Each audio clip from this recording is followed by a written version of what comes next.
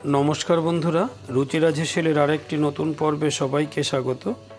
আজ আমি তৈরি করব ভার্জিন মজিটো। গরমের সময় এটি একটি খুব মজাদার ড্রিঙ্কস। আপনার বাড়িতে যখন বন্ধুবান্ধব আসবে তখন লেবু জল না দিয়ে 1 গ্লাস মজিটো করে দিন, খেয়ে খুব খুশি হবে। তাই আজকের এই পর্বে আমার সকল দর্শক বন্ধুদের বলবো ভিডিওটি শেষ পর্যন্ত দেখবে। আর ভিডিওটি শেষ পর্যন্ত দেখার পর যদি তোমাদের ভালো লাগে তাহলে একটি লাইক করবে আর শেয়ার করবে তোমাদের বন্ধুবান্ধবের সাথে। আর আমার চ্যানেলে নতুন বন্ধু হলে চ্যানেলটি অবশ্যই সাবস্ক্রাইব করবে আর পাশে থাকা অল বেল বাটনটি প্রেস করে দেবে, কারণ যখনই আমি নতুন ভিডিও আপলোড করব সবার আগে তোমাদের কাছে নোটিফিকেশন পৌঁছে যাবে। বন্ধুরা, চলো দেখে নেওয়া যাক আজ আমি ভার্জিন মজিটো কিভাবে তৈরি করি। ভার্জিন মজিটো তৈরি করবার জন্য নিয়েছি ফ্রেশ পুদিনা পাতা, নিয়েছি লেবু, নিয়েছি স্প্রাইট ও সোডা ওয়াটার। এবার লেবু টুকরো করে কেটে নেব। লেবু ছোট ছোট টুকরো করে কেটে নিয়েছি। ডেকোরেশনের জন্য আরেকটি পাতে লেবু স্লাইস করে কেটে নিচ্ছি। সাইড থেকে সামান্য একটু কেটে বাদ দিয়ে দিচ্ছি। বন্ধুরা, সাইড থেকে সামান্য কেটে বাদ দিয়ে দিলাম।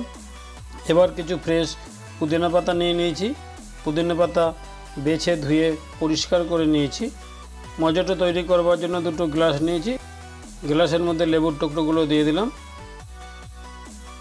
দিয়ে দিলাম ফ্রেশ পুদিনা পাতা। এবার একটু ক্রাশ করে নেব।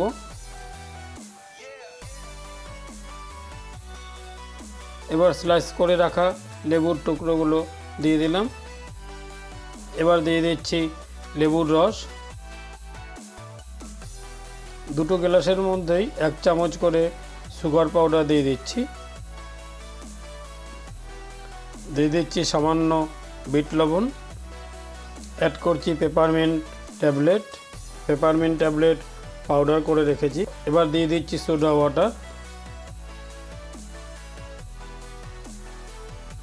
খানিকটা সোডা ওয়াটার দেওয়ার পরে এবার অ্যাড করছি সামান্য স্প্রাইট। এবার এর মধ্যে অ্যাড করছি বরফের টুকরো তোমরা তোমাদের ইচ্ছে মতন ব্যবহার করবে বন্ধুরা। এবার এর মধ্যে দিয়ে দিচ্ছি স্প্রাইট দিয়ে গ্লাসটা ভর্তি করে দিয়েছি। চামচের সাহায্যে হালকা নাড়াচাড়া করে দিলাম। ডেকোরেশন করার জন্য স্লাইস করে রাখা লেবুগুলো দিয়ে দিচ্ছি।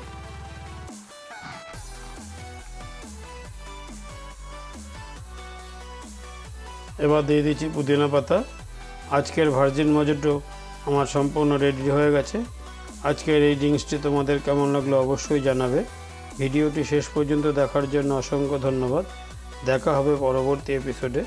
ততক্ষণ ভালো থাকবে, সুস্থ থাকবে, সুরক্ষিত থাকবে।